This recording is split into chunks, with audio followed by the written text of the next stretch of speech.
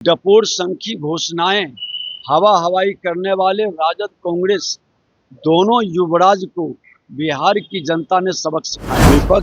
विपक्ष के लोग अपनी जिम्मेवारी को समझें और संवेदनशील मुद्दों पर राष्ट्र के साथ खड़ा हों। नमस्कार, मैं प्रिया राज। आप देख रहे हैं स्वराज पोस्ट, जहां बिहार विधानसभा चुनाव की सरगर्मी धरातल पर काफी तेज नजर आई। हालांकि दोनों चरण की मतदान हो गई। जहां पहले चरण की मतदान 6 तारीख को हुई, तो वहीं दूसरे चरण की मतदान 11 तारीख को हुई। लेकिन ऐसे में अब एग्जिट पोल कई बातें स्पष्ट करते नजर आ रहे, जहां एग्जिट पोल के नतीजे साफ तौर पर नजर आ रहे कि फिर से एक बार एनडीए सरकार ही बनने जा रही है। लेकिन विपक्ष इस पर काफी नाराज चल रहे, जहां आज देखा गया कि नेता प्रतिपक्ष तेजस्वी यादव ने भी प्रेस वार्ता कर किस तरह से गुस्सा मीडिया के सामने पेश किए, ये सभी ने देखा। लेकिन इससे लेकर ही अब विजय कुमार सिन्हा यानी कि उप मुख्यमंत्री ने भी पलटवार किया है। सबसे पहले उनके बयानों पर गौर फरमाइएगा। लोकतंत्र की जननी की भूमि पर निवास करने वाले हर बिहारी को मैं आभार व्यक्त करता हूं, धन्यवाद देता हूं कि इन्होंने फिर से डबल इंजन की सरकार मोदी जी, नीतीश जी के विकास के रफ्तार को बढ़ाने का अवसर दिया है। उनका आशीर्वाद और स्नेह बिहार के सामाजिक सौहार्द और बिहार के भविष्य को बनाने का एक मौका दिया है। और एनडीए सरकार भारी बहुमत से बनने जा रही है। बिहार के अंदर बिहार की जनता अपने अनुभवी और विकास के प्रति समर्पित भ्रष्टाचार मुक्त वातावरण बनाने के लिए एनडीए पर विश्वास व्यक्त किया है। लेकिन डपोर संखी घोषणाएं हवा हवाई करने वाले राजद कांग्रेस दोनों युवराज को बिहार की जनता ने सबक सिखाया। 14 तारीख, अब तो ज़्यादा समय है नहीं, परसों ही परिणाम सामने आएगा तो लोग स्वीकार करेंगे।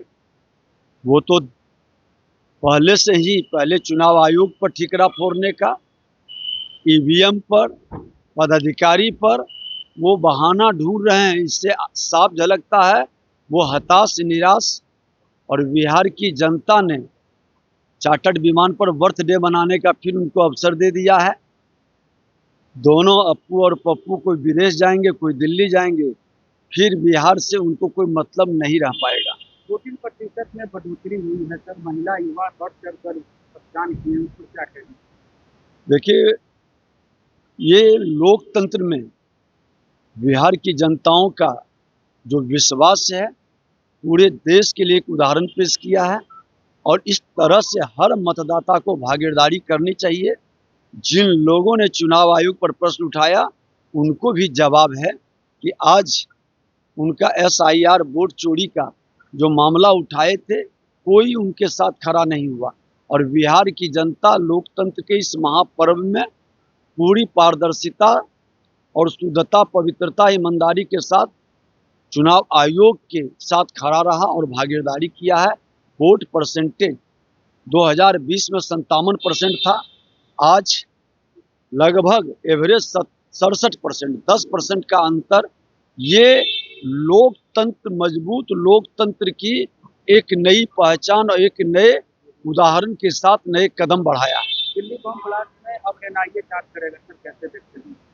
दुखद, दुर्भाग्यपूर्ण है। और इस तरह की मानसिकता जब पढ़े लिखे लोग समाज की सेवा, राष्ट्र के प्रति सेवा का भाव के बदले इस तरह के आतंकवादियों के सहयोगी बन जाए, तो नए ढंग से अब विचारने की जरूरत है। और सरकार पूरी सजगता के साथ आतंकवाद, उग्रवाद, अपराध और भ्रष्टाचार पर नजर रखे हुए है।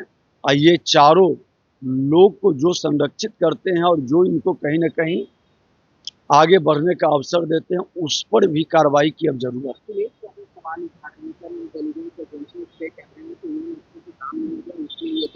विपक्ष के लोग अपनी जिम्मेवारी को समझें और संवेदनशील मुद्दों पर राष्ट्र के साथ खड़ा हूं। अभी आपने बिहार के उप मुख्यमंत्री विजय कुमार सिन्हा को सुना। उन्होंने साफ तौर पे कहा कि जिस तरह से बिहार की जनता भरोसा कर फिर से एक बार एनडीए सरकार बनाने जा रही है, उन्होंने जनता का आभार व्यक्त तो किया ही, साथ ही साथ दिल्ली में हुए हादसे को लेकर भी उन्होंने अपनी बातें स्पष्ट की।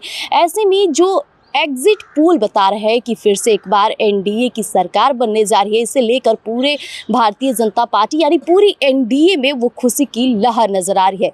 और साथ ही साथ देखा जाए कि विजय कुमार सिन्हा के बयान से बार बार विपक्ष को करारा जवाब भी देते नजर आए। तो वहीं पप्पू यादव दावा कर रहे हैं कि महागठबंधन की सरकार आ रही है और तेजस्वी यादव एग्जिट पोल को भ्रामक बताते नजर आ रहे हैं। फिलहाल नतीजे 14 नवंबर को आपके समक्ष रहेगा। तब तक के लिए हमारे साथ बने रहिएगा स्वराज पोस्ट पर। धन्यवाद।